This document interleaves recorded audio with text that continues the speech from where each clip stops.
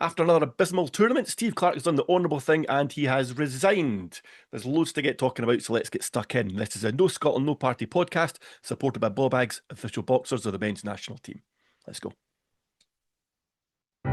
We know we ain't no football experts, but we all feel the same about the beautiful game. The game. No Scotland, no party. Podcast for the Tartan Army. Okay, welcome everybody. We have got Dave Watson with us today. Dave, how are we getting on? I'm fine. A little bit flat, to be honest, but I'm okay. Hanging in there. Okay, and we've got Craig Ferguson back. How are you doing, buddy? I think I echo Dave's point, feeling slightly dejected, but I'm sat here with a beautiful view still. So trying to count my lucky eggs, but honestly, still feeling a little bit just after the whole results and everything that's happened the past few days. How are you feeling? Yeah, good. Yeah, good. Do you want to give us a look at that view for those that are watching on YouTube? Why not? It'd be rude not to. look Fort at that. Lauderdale, they've got the water out there, but focusing on trying to enjoy the last few days, but I'm looking forward to being back home now after 5 months on the road. It must be amazing, Craig, having been away for 5 months like that, and with the climax, of the World Cup, and then obviously the disappointment of the games and stuff. It must be really strange for you thinking you're flying back and you're back home tomorrow. See, I don't know how you guys feel, but like the deja vu and the similarities between Germany were just very stark for me. Like even with the whole, you do the walk, you get there, you have the whole thing of the World Cup, and then you get crashed out, and then you have this adrenaline kind of dump. Is the exact. I mean, like this feels the exact same way. So if anything, that prepared me for it. But I think in my head this time I had more hope, which makes it even more sad. But I know we'll get into all of that even more so now, but it's just it's a flat feeling, I think, for millions of Scotland fans. And just also for you, Craig. I mean, this time, last time you just did a baby walk to Germany, right? But this time you did a proper thing, and it gets 3,200 miles, right? And no, but you became a huge celebrity, right? And so. No, you really did, right? And so then the come down, if you like, is even bigger, I suppose. Yeah. I think it's worked perfectly in the sense that, in the following days of the World Cup, I don't know if you've seen, but some of my family came out to surprise me and came out here. So honestly, that's been the perfect antidote for that adrenaline dump, because I've then just had them to spend family time with. So it has been lovely, regardless of the results and stuff as well. But we're all ready to look to the future now. And with the news last night, obviously, of Clarke resigning, I think we were all probably a bit surprised. But now we look to the future and try and keep a bit of a positive mindset. What were your initial views on the resignation, Craig? I think shock, same as majority of people, is the word that comes to mind. I think that everything about Clarke's tenure would suggest that he wouldn't have resigned or he wouldn't have walked away. I think that, and even the 4-year deal as well on top of that, I think even, had we gone out without a new deal being signed, there'd still be a good bit of me that thought, I don't know, I think they'll stick with him. But, given that news of the 4-year deal and then to see it, to be honest, it's given me so much respect for him, is even more respect than I even did have, to be honest with you. That's how I feel now. But yeah, I mean, it was definitely shocked. I don't know about you guys, if you've seen it coming or... I didn't see it coming, again, because of the 4-year deal and because he just seems so kind of bloody-minded. I thought, he was under the impression that he could take us to the next Euros and do something here, maybe get us out of the group and then take us to the next World Cup. I didn't see it coming. I really didn't see it coming at all. I mean, we said on here that we didn't think he should have got the 4-year deal when he did, and we should have seen how the tournament panned out because he had previous of underperforming at tournaments, and it's exactly what happened. But what was your kind of thought about it, Dave? I mean, also, honestly, I didn't see it coming either. But if you think about it, and I was thinking about this, last night, in a way, there were some signs that were there. So if you saw Clarke's reaction after the Brazil game, right, and the interview which I honestly haven't seen, but I've heard about the interview that he walked out on, for example, and he was obviously very disappointed, very hurt, and also it felt like he was angry, right, and angry with the players. And there's another thing, and maybe you've heard more about it. Honestly, I've been traveling and busy in the US ever since the game, basically, and working out what I was doing and so on. But I keep wondering about Robertson's substitution at half time, and whether there was something more to that. Whether maybe there was some fallout in the dressing room or whatever, either at halftime or after the game. And then the other thing I'd throw in, which might also have swung Clarke to decide to resign, is if you think, I mean, you really wonder what's the camp been like in Charlotte, North Carolina since Thursday. So I guess they went back there Thursday morning or something. So you imagine it's been bad enough for us as fans sitting around wondering if we're going to have other games. Fergie down in Fort Lauderdale, me in New York, waiting to see what was going to happen. But for the team and players, they're all sitting there for 3 days. It must have been like torture. And so you wonder and honestly, we don't know, okay, but I wonder what the morale in the camp was like and whether there was a whole lot of falling out, recriminations. And you could imagine, I could imagine that Clarke was sitting there on Thursday thinking, oh my God, what are we going to do now? And if the camp was bad Thursday, Friday, I don't know, it's speculation, but you really wonder, did that just kind of make him think this is no good? This is not right now, and it's better if I go. And so maybe he decided he would resign as soon as we were absolutely out. So I wonder if it's something like that. Yeah, I think it's a valid point, and to be honest, I don't know if that feeling in the camp, and like you said, it's speculation, right? None of us were there, so we don't know. But you can only imagine that it's similar to how we're all feeling now. Yeah. And I'm as well, been online and stuff, and to be honest, not heard much from any of the players really. There hasn't really been much coming out from the actual players themselves. So you can imagine that they're all heartbroken themselves. But I think what going back to Charlotte and what being in the camp would have forced them all to do is have a bit of a look at themselves and look at themselves in the mirror and go, we should be disappointed. We did underperform. And I think Clarke probably as well is feeling that within the players, probably has a bit of that, as my part to play in this as well. And, you would like to hope that the answer that you come to was yes, because I do think that the truth is that every single one of them that had a bit to blame. So yeah, I don't know. Like you said, none of us are in the actual camp ourselves, but can't imagine the feeling would have been very positive having to go back and do that weight. Yeah, this one feels different as well. I mean, I've seen Scotland in umpteen tournaments, and we get to the third game, we've lost it, or we've not got enough points to get through, we're eliminated, that's it, we get on with the rest of the tournament, we just sit back and enjoy it.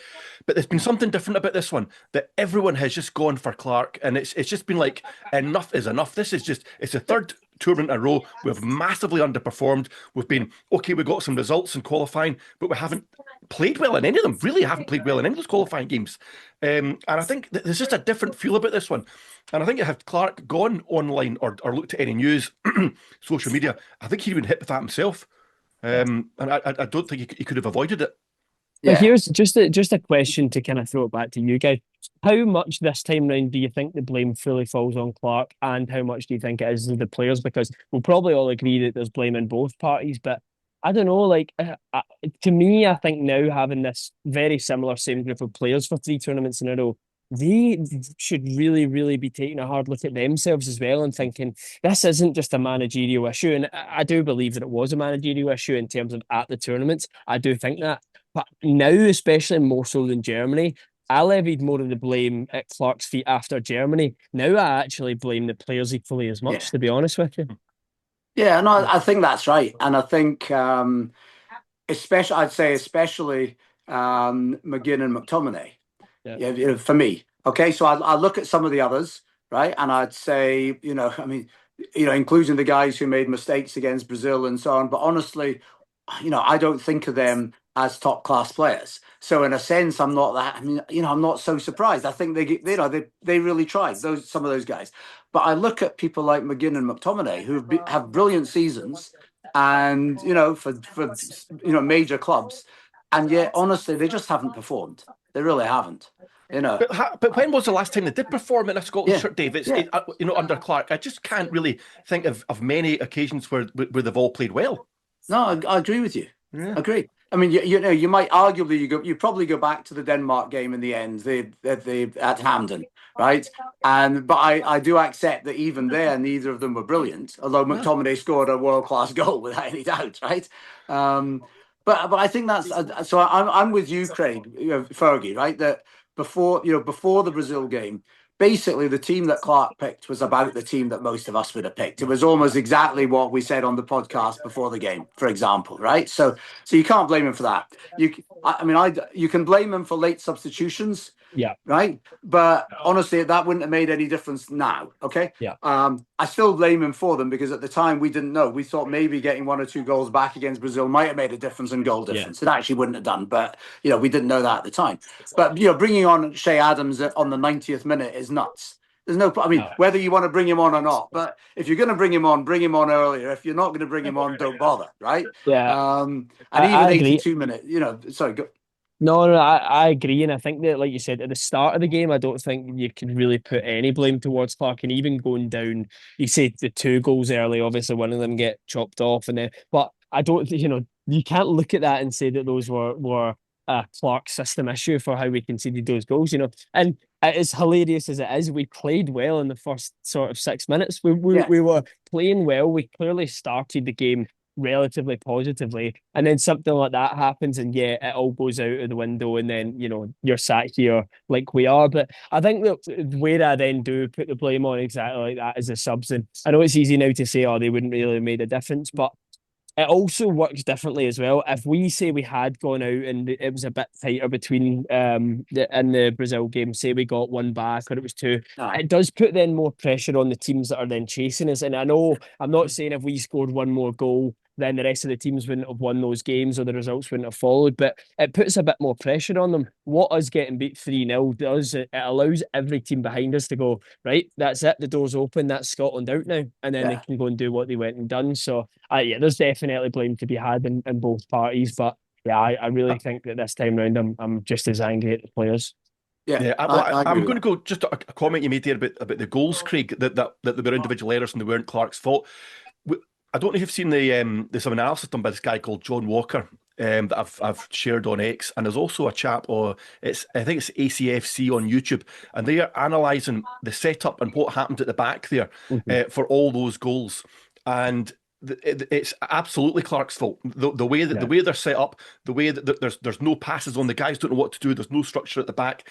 These 2 guys have both said there's absolutely everything is on Clarke for there's just no there's no setup.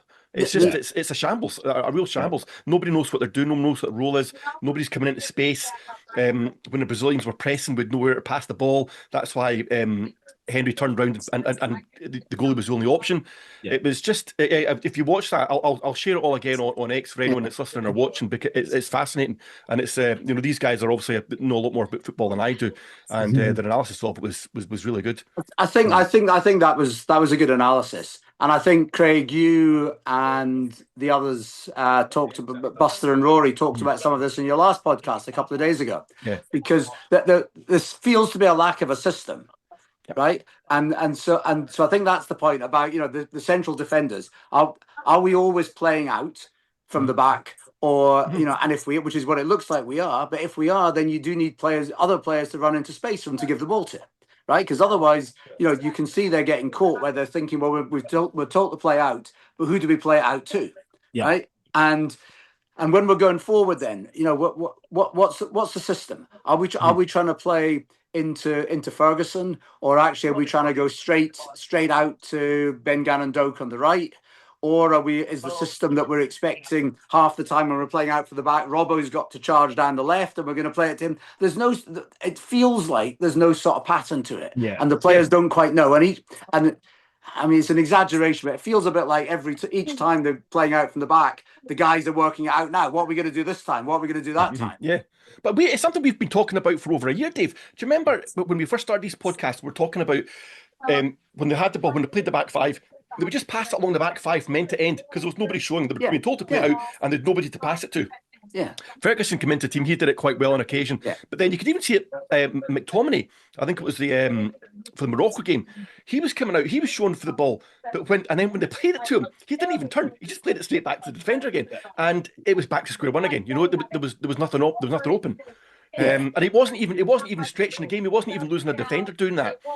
It was it seemed really, really strange, and the players just didn't really seem to know what they were doing. I think another comment on that is, like, I think every single game, and this definitely is a structural issue, and that this falls at the feet of Clarke, I think, but even against Haiti, Morocco, and Brazil, every single game it felt like we were playing with 10 men. It looked as if we had less players on the pitch, and that is just it was so Yeah. stark. The exact thing that you're saying is there was no options, no one was ever shown for it. Then if it had to go long, we don't have players where we can play it long and behind to unless it is Doak and he gets on the end of it. So I completely agree. I think that we looked outnumbered in every single game. I mean, you think you're playing teams like Haiti, who, yes, we managed to win and we managed to get past them, but we shouldn't be playing against Haiti as if we are the ones with 10 men. I know they didn't have 10 men either, but that's how it felt watching it.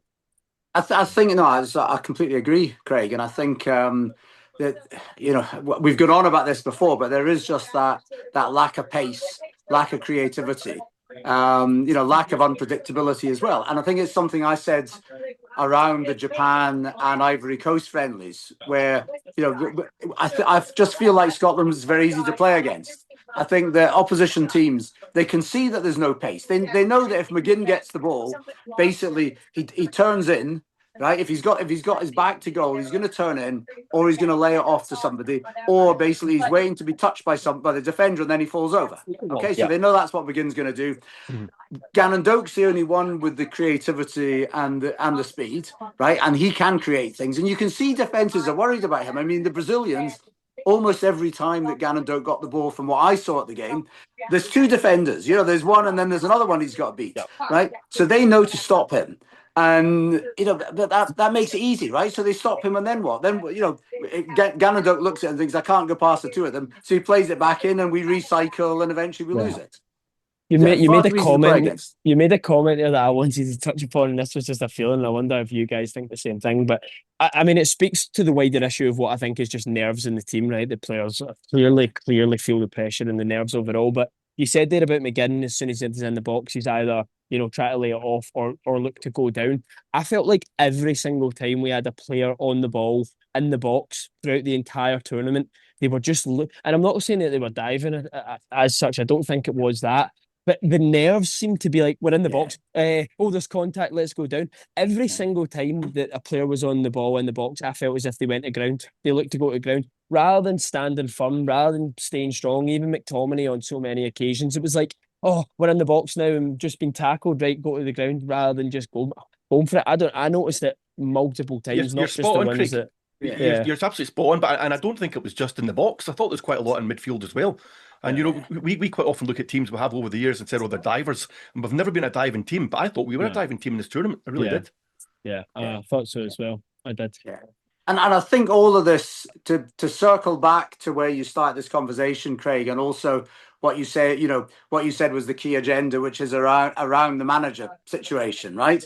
I mean, that it just feels like it's not the results, okay? Because we're all disappointed. But honestly, you look at the world rankings of Brazil and Morocco, 5 and 6, us at 42 or whatever it is, and then Haiti at 81. We did what we expected on the results. The issues about the performance and the style, right? And I think that's the thing, and that's where, again, much as I've been a big supporter of Clarke over the years, okay, or a reasonable supporter anyway, let's say, right? I've been a reasonable supporter. I've not been that critical of him, except for a few games like the Hungary game. But it just felt so disappointing and so much the same as what we've seen in other tournaments that, honestly, I think it's a relief that he's gone. I really do. Dave, you're absolutely right about the performances. I wrote down what I thought were our best 10 results under Clarke earlier on. And genuinely, we didn't play well in any of them. Right? Yes. There was patches in the game where we played well. So I've got them here. So we've got the Scotland beating Denmark 4-2. Those patches in that game where we played well, we certainly didn't dominate the game. There was the 0-0 game in Denmark. We certainly didn't dominate that one. Greece 3-1 when we beat them at home. We were terrible in that game. We were awful in that game. How we beat them, and that was absolutely unbelievable. Belarus, when we beat them 2-0 away from home, again, was a miracle. Great result, but a miracle because we played so bad. 2-1 Poland away. Croatia 1-0 at home. The 0-0 against Portugal at home. The 2-0 against Spain. The 1-2 in Norway when we beat them with those 2 late goals. And then maybe the only outlier was the 2-0 Denmark at home. We actually played, I thought we didn't play too bad in that one. But the rest of the games, that was his highlights. Yeah. And we didn't really play well in any of them. It's crazy. No. but that's also what we were saying before the World Cup, Craig. That the sign the signs were there to worry us from the qualification campaign, right? Everything was on a high because we'd qualified. We won the group, which we didn't expect, right? So we won the group. We won the group in the most amazing style with a 4-2 game against Denmark. It's just unbelievable. I'll never forget it, right? But we all said the signs were there because Denmark had been the better team that night. They went down to 10 when the guy was sent off. But they were the better team. Greece were better than us in both games. We didn't deserve to beat Belarus in the home game either, etc., etc. So we hadn't played well. So the signs were all there that we were fragile, but we'd won it. Clarke had got the results. He got us there, but we'd ridden our luck, and our luck just ran out in the World Cup, really. Other than beating Haiti, you can argue with the luck's held to beat Haiti, but after that, the luck ran out. Yeah, I mean, if you look at a lot of these games, we were the perfect example is that Denmark at home 4-2 game where we probably were outplayed in it, outplayed the majority of the match, but it was just pieces of individual brilliance that got us through the match rather than a team performance, and that is something that's come through in quite a lot of those matches that we just mentioned there. That it was a lot of individual brilliance a lot of the time that got us out of a tight hole rather than Clarke's tactics. It's very true, but then it's so frustrating the fact that regardless of how much talent we have and regardless of how many amazing players that we clearly have on paper, is none of them show an ounce of individual brilliance when it comes to these tournaments. And we've had enough proof of that now to see that. There's just never these moments. And I don't know if it's bravery. I don't know if it is the pressure or I can't put my finger on what it is, but it just this oversensing feeling of as soon as we're there, it just all goes to shit, for the lack of a better phrase. It does, and there's none of those moments. I even look at, and it's to speak back on the performances, like you said, but look, I know it's such a cliche thing to say, but you look at teams like Uzbekistan, Congo, etc., who, yes, they've all went out. Well, Congo went through, sorry, but some of these teams have went out, but they've had even moments of individual brilliance where somebody's struck it for 30 yards and it's went in, and they've had these moments of showing what it means to be from that nation and showing that pride. Yet when it comes to Scotland, despite, tens of thousands of the fans showing that to literally the world, and again, we obviously need to speak about that, another tournament where the fans are the only ones who actually show up and do our country proud. Yet then when it goes to the park, we don't even have a moment. Even the goal against Haiti is we don't even have a moment of showing where we go, we're Scotland, this is what we're about, and we don't have that, and it's you're embarrassing. Right. Yeah, you're completely right, Fergie, and I think I mean almost everybody sees it, right? And so I mean, just as an example, and completely from the outside of the Scotland world. So my Uber driver yesterday in New York to the airport was a Moroccan, and he didn't want to tell me first of all where he was from because he said I'll be upset, right? But obviously I talked to him, and he said, you have the best fans in the world. He said, really? He said, Moroccan fans are really, really good. And I said, yeah, I agree with you. He said, you've got the best fans in the world. But he said, your players are scared. Why are your players scared? And we've all talked about this, so it's nothing new. But I thought it was interesting. That's just his immediate thing. And he said, you were scared against Morocco. You look really scared against Brazil. He said, why? He said, you have to try. You have to go for it. You have to try. Right, yes. And he doesn't mean to go mad or say stupid things. He's just making the point that we all see that, and exactly. To what you're saying, Fergie, that we don't seem to have the confidence in tournaments. We really don't. Definitely. I think the last Euros we put that down to the bad pre-season friendlies, pre-tournament friendlies, and the build-up was really poor for that. And I think a lot of us blamed that for the poor performance at the championships. But I thought the pre-tournament games went really well, and we would come in here with some momentum. We'd scored a ton of goals. It looked really positive, but yet it just didn't happen again when we got here. I also think that there's something to be said about the stuff that was coming out of the camp as well. Did we fall for the positive propaganda in the sense that it felt different this time? I don't know about yous, but I had the feeling, even being at certain moments in and around the squad, I'm not saying that I was there, but even seeing people up close and stuff at the friendlies and before the games, it felt different. It felt as if there wasn't that nerve. So we're shaking them up. We've got the monkey off our back of being at these big tournaments. We're now not a mainstay, that's too far, but we're now meant to be here. And I believed it. I really thought, right, that's it. We've got that off our shoulders. And even after the win, thinking, right, we've now got this win. That was the big thing that it was all building up to. and yet we just reverted back into that shell of like little old Scotland at the tournament. So we don't know if we're meant to be here. But the fans believe it, but I don't think that Clarke or the players do. No, Fergie, you're absolutely right. And I thought before the tournament, I said on one of the podcasts as well that it felt different.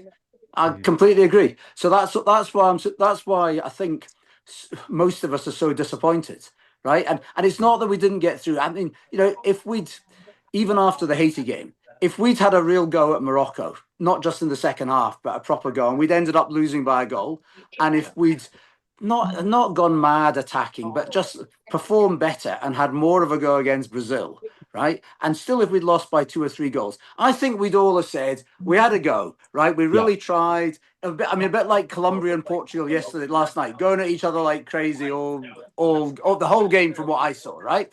Okay, and we didn't do any of that, so it all just feels so flat. If we'd gone out like that, but having really had a go, I think we'd all be saying at least we tried. And what do you expect? Number 5 and number 6 in the world. We know we're not there, honestly. Yeah, but you're absolutely right, Dave. We were up against these great teams, but in the last Euros and the one before that, when we've had Hungary and we played so badly, with the Czech Republic, we played so badly. These were games that were there for the taking, especially that Czech Republic game. We've got that at home, and we just didn't turn up for that at all. It was appalling.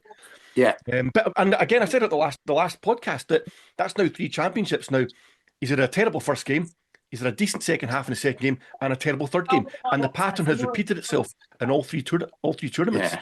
What's that about? I don't think he has learned anything. I really don't think he did learn anything. He got the pre-tournament friendlies right, but other than that, I think that was it.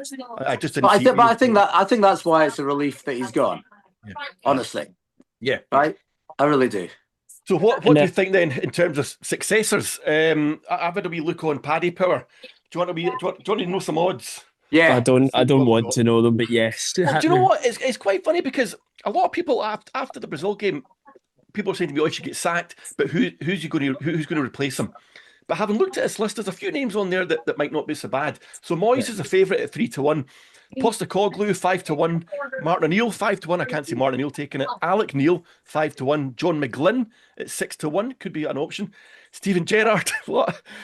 Stephen Naismith, that's my biggest fear. Stevie Naismith or Neil McCann are my biggest fear. Scott Brown, Derek McInnes, Robbie Keane, Brendan Rodgers, Sean Maloney, all around 10s. David Gray's a shout, the Hibs manager.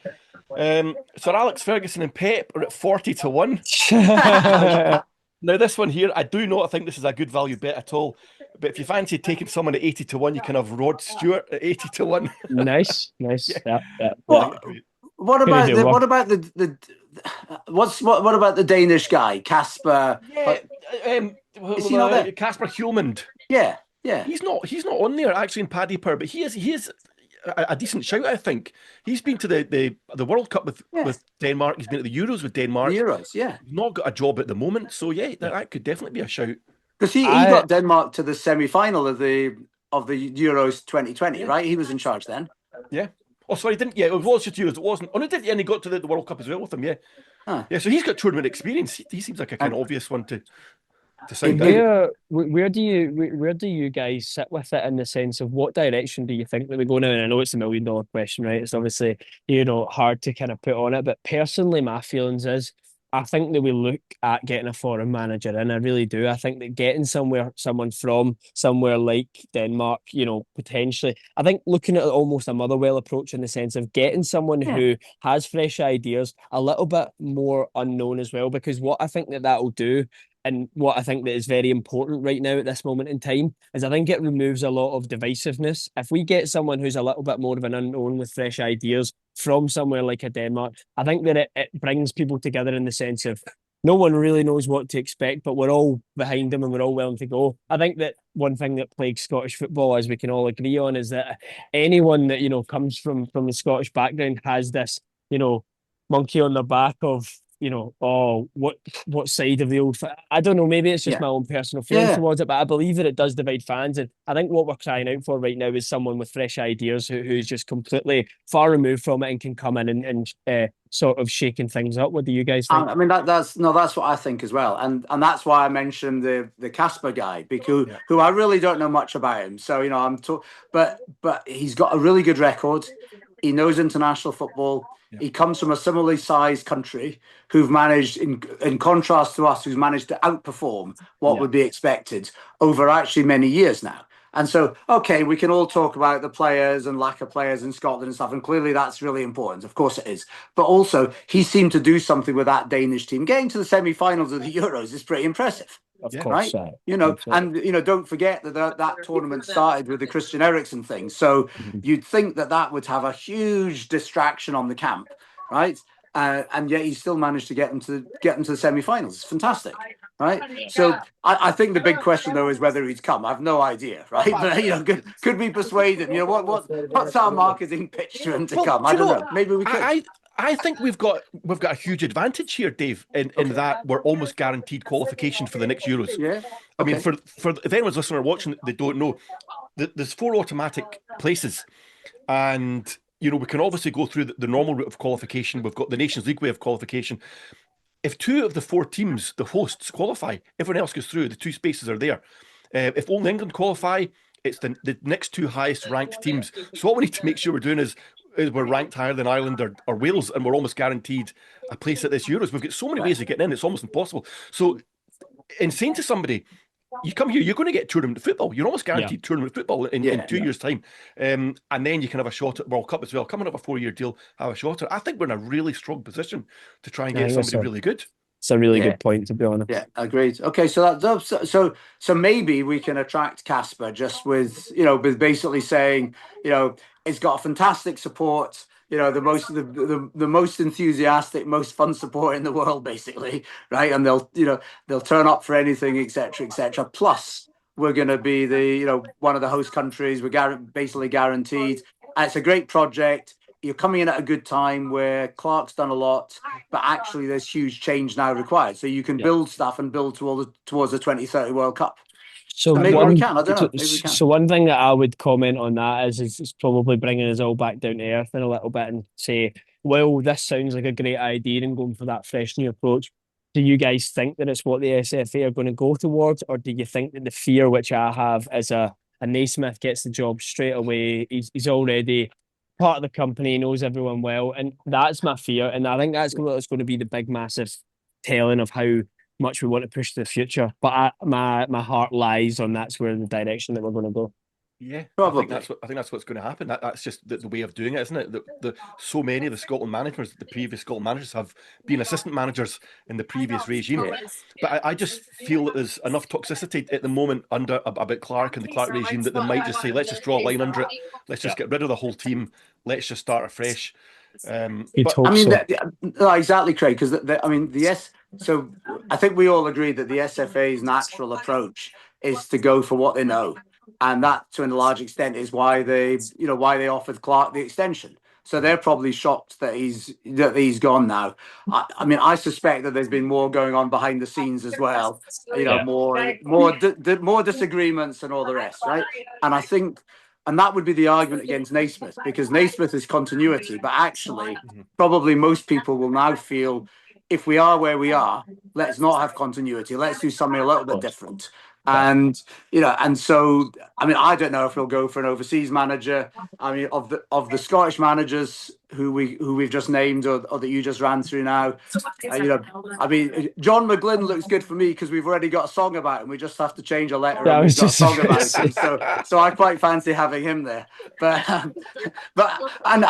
joking aside, he's done a lot, right? And he'd actually be, I think he's quite an interesting choice. But does he have enough experience? Will he be able really to command the respect of all the players like you'd hope? I'm not sure, honestly. Yeah, I don't think. I would like to see him have a shot at it. He's been voted for manager of the year 3 times in a row. He's not got it, but he's been nominated. He's obviously, he can set up a team. But I don't think not yet. I'd like to see him maybe have a bigger team, have a shot at playing some teams in Europe. But what about an interesting one for me is Moyes. He was the first name just about everyone says. You're shaking your head, Craig. You're not keen on David Moyes? No, I don't know. It's not that I'm not keen on it. I think that after the Euros, when I think a lot of people and I think all of us were saying that Clarke should probably go, Moyes was the obvious candidate, right? He wasn't in a job at the time, and I think that it made the most sense. right now, I think that one of the reasons why I'm shaking my head is I just think that it's not going to happen. I don't think he's going to leave the Everton setup on nearly over 200 grand a week, I think, to come and manage Scotland part time. I personally don't think that it's even feasible at the moment. But I also think that the way that Moyes plays is it similar to Clark? I don't know if that's unfair, but I don't think it's a million miles away. And I think that it kind of could just be more of the same. And if we go into it and we're playing the kind of exact same way, having made this big replacement, I don't know. I think on paper, Moyes makes the most sense. But at one, I think that it's probably not a change in direction enough is what we need. And two, I just don't think that it's actually feasible that it comes. Okay, well, there's another person I'm going to throw at you just now who's got World Cup experience is Ange Postecoglou. Now he's sets his teams up completely opposite to Moyes, which again I don't think would suit Scotland, or would it suit Scotland? Is this what we've been needing? Is this what we're crying out for? The good so I agree with what Fergie just said around Moyes. By the way, I completely agree with basically everything he just said. I think with Ange, I mean, I'm laughing, right, because I mean, Ange brings a lot. Okay, so Ange would bring a system. So the criticism I had a few minutes ago about Clark not having a system, players not knowing what they were doing, playing out from the back, Ange has a system, right? And Ange and Ange can excite the fans. The problem is that we don't have the players to do it, and and there's no prospect that we're going to have the players to do anything close. I think to do anything close to a system that Ange would be comfortable doing. So I just think I just think he'd be the wrong choice for us. We'd have a string of disastrous results. I think the thing with Ange, in my opinion, is that like the floor and the ceiling are both in complete opposite directions. I think if it went right with Ange, it could be, perfect. I think, like you said, someone who's actually got a bit of charisma about them, which we've been crying out for in that position for a while because, love him or hate him, I think anyone could admit Clark isn't the most charismatic of men or speakers. Yeah. So I think they would bring that. But I do think that there's so much more risk of it just going terribly wrong with someone like Ange, given the way that he plays. So I don't know. I also don't know if it's one that the SFA would seriously have a look at either. But I do think that he's definitely should be in and around the conversations of the kind of manager that we should look at. But Fergie, you're right. Just to add then, I think you're completely right that Ange would bring that charisma, that motivation, and that confidence. And again, I was criticising 20 minutes ago that our team seemed to be scared and lacking confidence and everything. Ange would bring all that, right? And he going back into what for you boys is ancient history, but Ali McLeod, right?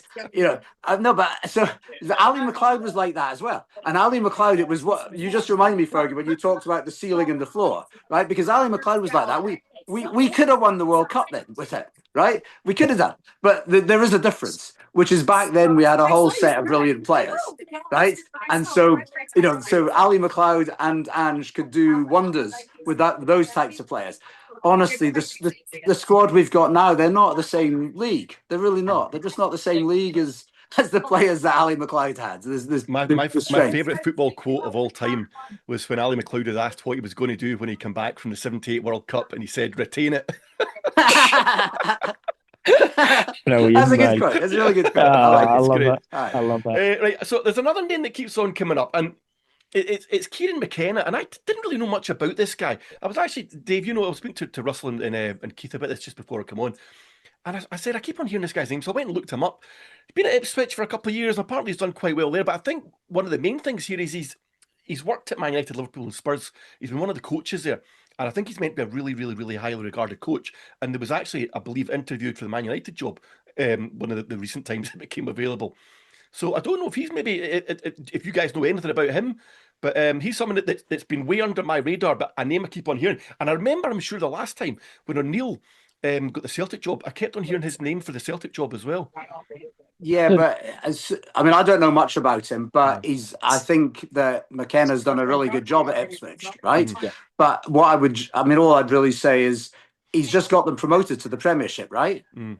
Yeah. So because they were second, weren't they? Coventry won the English Championship, and they were second, and Hull City won the playoffs, right? So he's just got Ipswich into the Premiership. I mean, I don't know, but it's hard to imagine that he's going to leave that.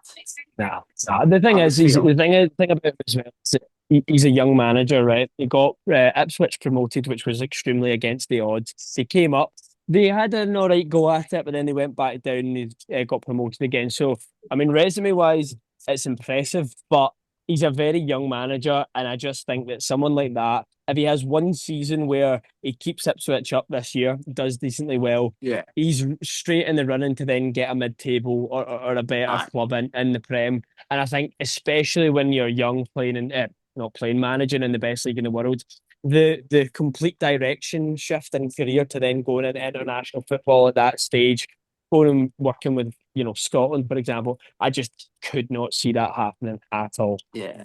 I Agree. wonder if Derek McInnes hadn't just moved to Rangers, if he might have been interested in it.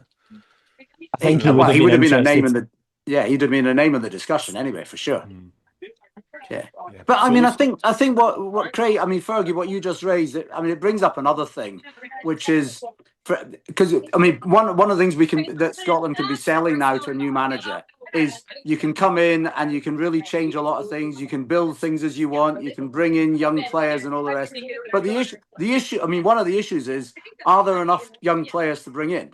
Are there interesting, talented players that you can really bring into at top international level? I'm not meaning, for the, for the lower level games, let's say, but for the top games, right? Do we really have a lot of the young players that, so somebody like McKenna, you could say it's really exciting. You can drive Scotland forward, but if you were McKenna, you might look at it and say, well, what am I actually going to do? Who are all these great players? I can, Lennon Miller, Kieran Bowie, a few others, but it's not a huge list.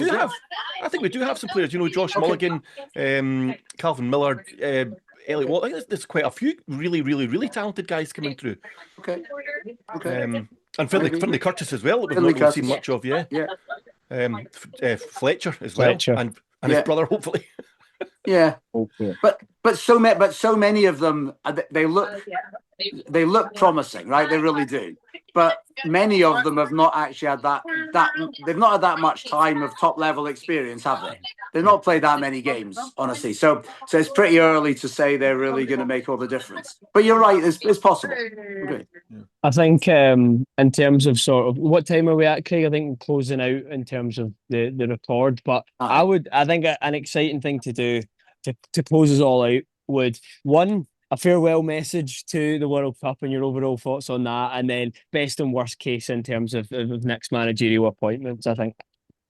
Sorry, what was the first bit? I missed the first bit there. Just a sort of farewell message and your overall arching feelings towards the World Cup, because that's it. We're out now, so...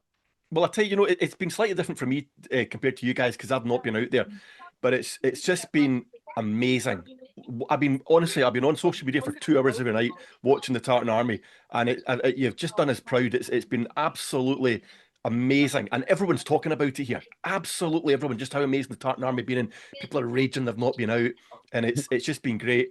And yeah, the team's just let us down. It's kind of the bottom line, I think, isn't it? The football's been a nightmare. Dave? Same as Craig. I'd say that the fans were absolutely brilliant. As you know, I'm the old guy, as I'm always saying, and I have been to several World Cups before, in 82, 86 and 98 with the Tartan Army, but I will never forget Boston. Right, especially not Miami was okay. Miami was quite good, but there were more pluses and minuses around Miami. Not least, it was so hot and humid that people struggled to do a lot of things. But Boston was, I had 11 days in Boston, and it was just unbelievable. From the moment I arrived, just the welcome from people, and especially as the locals realised after about day 2 or whatever that I was there. So that, which was the opening day of the World Cup, so June the 11th, they realised that Scotland fans were just going to have a party, and they were going to, and it was going to be like every day and everywhere was going to be the party, right? And that's even before Craig walked into town, actually, right? Because Craig came the next day. But I will never forget Boston. It was absolutely brilliant. So my farewell message to the World Cup would actually be that from a Scotland point of view, Boston was, I think, the best I've ever experienced. Wow. And I think Boston feels that about us too. And maybe that's the key thing. Boston feels that we were the best fans they've ever had from any sport, from what I can tell. Completely. I think I'll just piggyback off what you guys are saying, but I genuinely, despite the results yet again, I think that there's never been more reason to be proud to be Scottish. I think that Scotland fans have done the entire nation so proud and just showing the absolute best of us. And this is what Scotland fans are all about, and this is what we can do. It has made me, like you said, Craig, so proud every night, just going on, watching all the videos, and then to obviously have the realization of being a part of it and being right in the thick of it as well. It's an unforgettable experience. Again, we leave going, we didn't win in the park. We won the hearts of the people, and like that's the case. But a similar feeling to Germany that, you know, a week from now, I'll forget all the bad stuff and I will only focus and remember on everything that has made this the most unforgettable journey ever. And from a personal point of view, I've now walked 4,000 miles to get to 2 major tournaments and we've scored 2 goals in them. And honestly, if we never scored another goal at one of them, I would still do it all over again, because that's what it means to go to watch Scotland. So it has been unbelievable. I would say my final closing message is the Scotland team does need to change, but Scotland fans and the Tartan Army never, ever change. And your question about managers then, Fergie, because you wanted us to do the best and the worst. So I think since you've asked the question, you can go first. Okay. Worst case scenario, I think, is Naismith. Keeping it the exact same and going down that route scares me a lot. So I'm going to go for that as a worst route. And then, just for a laugh, because I said about how high the ceiling could be, Big Ange, why not? Well, I'm going to go for Hjulmand is my number one pick. I think because of his World Cup and Euros tournament experience, I think he would be perfect. And yeah, the worst case scenario has to be Naismith, surely, or maybe Neil McCann, Yeah, or Naismith. So unsurprisingly, given what I'd said, I'd go for Casper Hjulmand as well. I think he'd be the best choice. And the worst case, I agree with you. Although you have to note though, if we pay attention to what Craig said when he did the list, that Rod Stewart was on the list, and on balance, I think Rod Stewart might be even worse than Naismith. just worse. Yeah, I don't know. Okay, all right. You can do another podcast, Craig, and have a wee debate about that. Aye. Well, guys, if this is the end, then absolute pleasure for the World Cup, and we look to the future now with that same hopeless optimism that we always do. Yeah. But we'll be back in September with more naive optimism. Yeah, Absolutely. exactly, and a new manager to boot. So yeah, exactly. All right, lots to look forward to. Right, guys, thanks for joining us. Amazing. And yeah, safe journey home. Okay, safe journey home to you, Craig, and I'll be back soon as well. Okay. You too. All right. Cheers. See you guys. Bye. So after walking 3,000 miles, you've got me back doing the outros, and it feels amazing. That was a great discussion with Craig and Dave yet again today. But it's farewell to Scotland at the World Cup, another major tournament. Hopefully the next one isn't another 28-year wait. But lads, it's been an absolute pleasure as always. We now wait as fans as to what the future holds for Scotland, who the next manager will be. But as always, we'll be here to chat about it. So make sure you like, subscribe, follow on all socials, all the usual stuff, and we'll see you in the next one. And a bit, remember, no Scotland, no party. We know we ain't no football experts, but we all feel the same about the beautiful game. The game.